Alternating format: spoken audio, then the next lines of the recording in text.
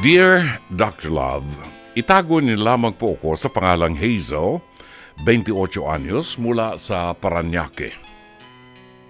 Isa po akong single mom. Ang baby ko po ay 2 years old na. Nairaos ko naman po ang pagpapalaki sa kanya ng mag-isa. Hindi po kasi maselan ang anak ko, kaya naman naisasama ko siya sa work at sa kahit anong sideline na ginagawa ko para mabuhay kami. Mahirap din po kasi, lalo pat nangungupahan lang po kami. Dr. Love, gusto ko po sanang idulog ang pinoproblema ko nitong mga nakaraan. Alam ko pong malalampasan ko ang lahat ng problema simula nang magawa kong makasurvive nang iwan ako ng ama ng anak ko. Buntis pa lamang po ako. Nalagpasan kong manganak mag-isa nang walang kahit na sino, mabaon sa utang, makabayad, magtrabaho agad, matapos manganak at makabangon mag-isa. Pero sa kabila po nito, kahit papaano naghahangad pa rin naman po ako ng magandang buhay para sa anak ko. At alam ko pong di ko naman po maibibigay yon. Nitong nakaraang buwan, lumapit po sa akin ang nanay ng kinakasama ko noon. Ang akala ko naman po ay gusto lamang silipin ang kanyang apo, pero nagulat po ako sa inalok niya sa akin. Ang sabi niya ay bibigyan niya raw po ako ng 50,000 kapalit po ng anak ko. Ibigay ko na raw po sa kanila ang anak ko para raw siguradong makapag-aral at makakain ng anumang gusto. Una ko pong naramdaman ay galit. Galit kasi ang dating sa akin, binibili nila ang anak ko. Pangalawa, nung nag-50-50 ako, nung nanganak ako, at nagkaroon din ng komplikasyon ng anak ko at nagtagal sa ospital, ni hindi nila sinilip ang anak ko o kahit anong tulong, wala. Tapos ngayon, gusto nilang kunin sa halagang 50,000. Talagang nanikip ang dibdib ko sa galit. Pinalayas ko po siya, pero ang sabi niya, pumunta na lamang daw po ako sa kanila sakaling magbago ang isip ko. Heto na nga po. At nakalipas na ang 1 buwan. Para bang natatempt ako na ipaubaya sa kanilang anak ko. Hindi para sa 50,000. Hindi ko rin naman tatanggapin yon, kundi para makasiguro ako na makakapag-aral at mararanasan ng anak ko ang magandang buhay. Kaya nga lamang po, ang ikinakabahala ko, alam ko sa sarili ko na hindi nila matuturuan ng mabuting asal ang anak ko. Baka maging tulad nila na kung may-ari ng isang business na malaki ang kita, ay hindi na makatao na parabang akala mong lahat ng bagay pwedeng bilhin. Natatakot ako na baka ang kapalit ng magandang buhay ng anak ko ay maging kaugali nila. Lalo pat sigurado ko na kapag nasa kanila na ang anak ko, ay hindi na nila hahayaang masilip ko pa ito. Ano po ba ang dapat kong gawin? Ano po ba ang mas nakabubuti sa anak ko? Umaasa pong inyo akong mapapayuhan. Nagpapasalamat, Hazel.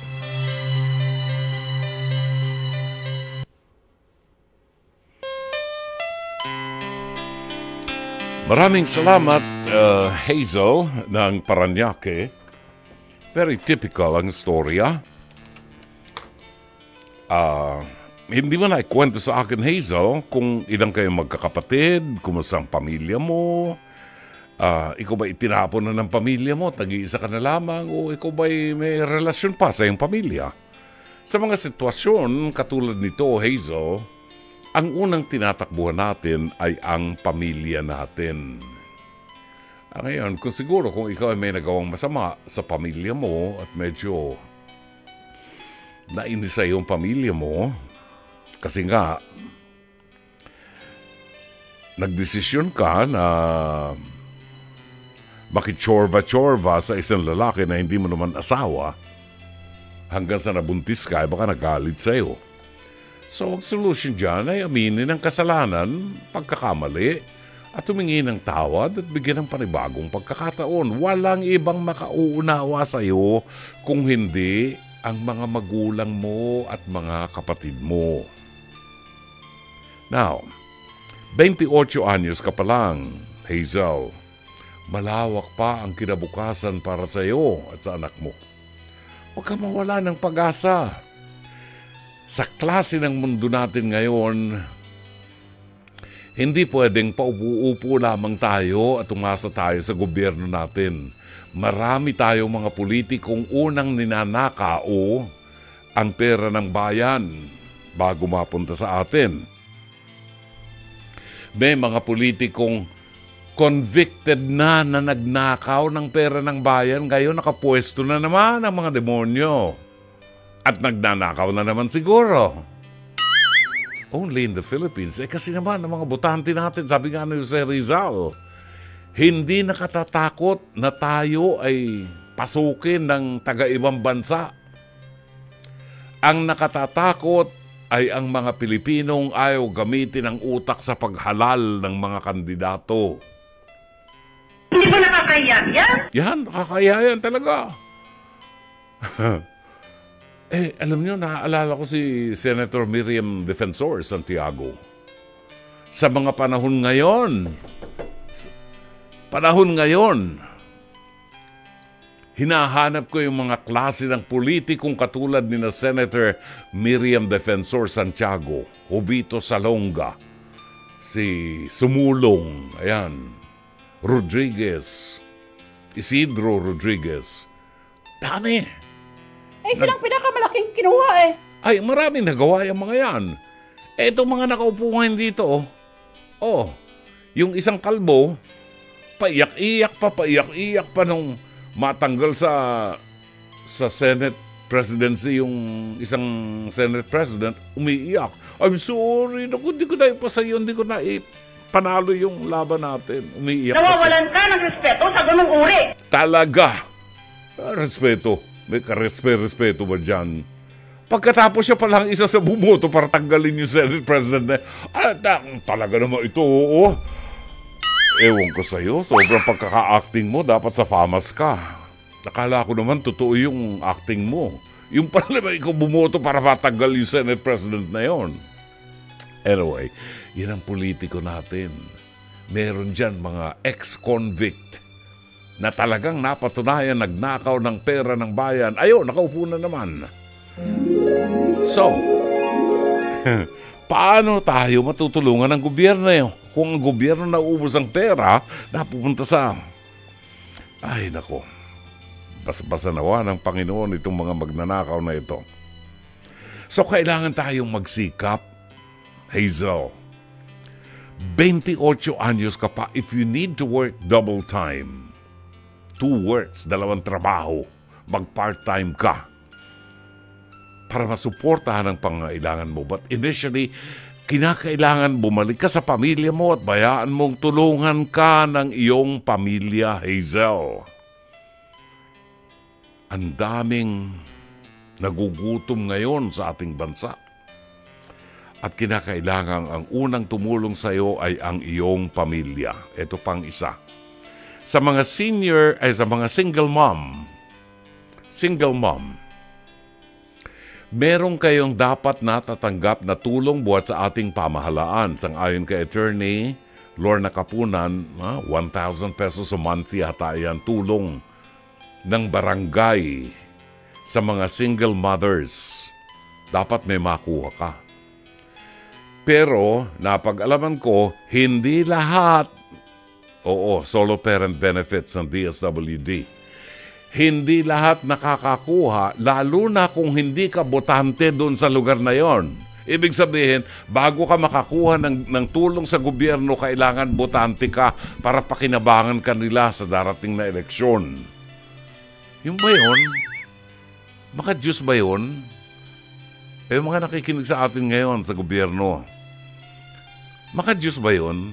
kailangan para mo matulungan yung isang tao, kinakailangan botante, pakinabangan mo siya, na iboto ka niya sa susunod na eleksyon. Bakit tinatanong pa kung botante siya? Di ba mahalaga, Pilipino siya? Hindi man siya nagbabayad ng buwis, kami ng mga naghihirap na magtrabaho kahit sa edad kong ito 73.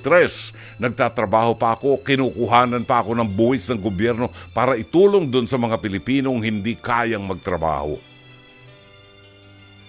Kakainis no?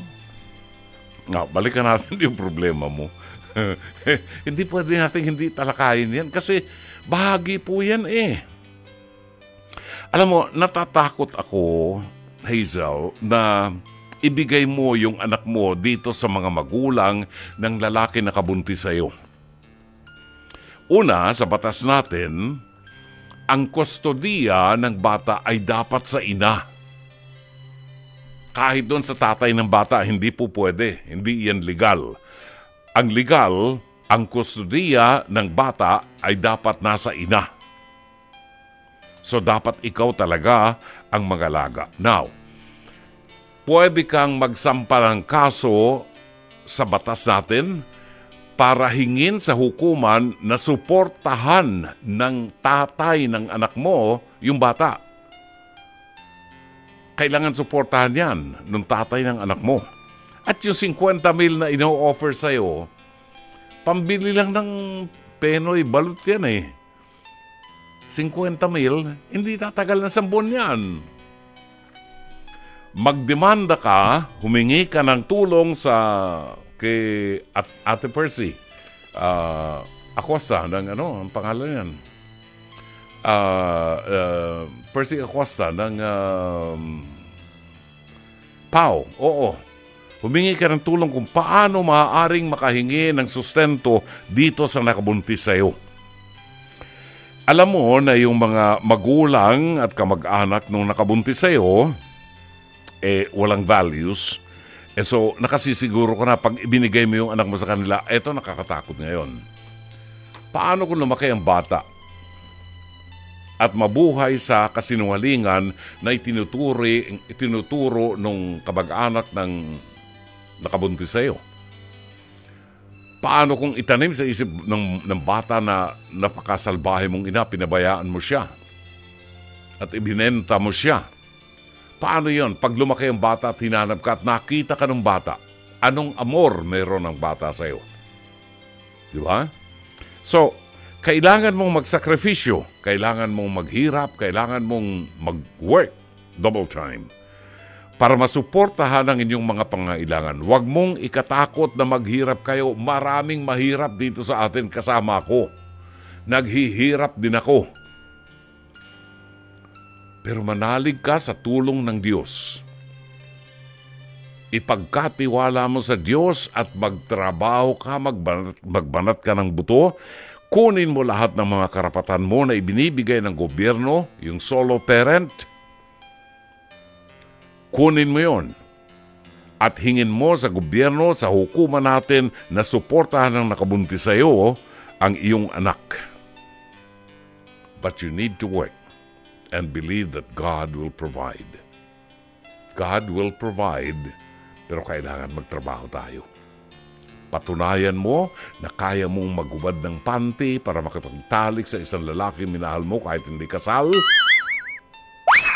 Patunayan mo na kaya mong suportahan ang batang yan.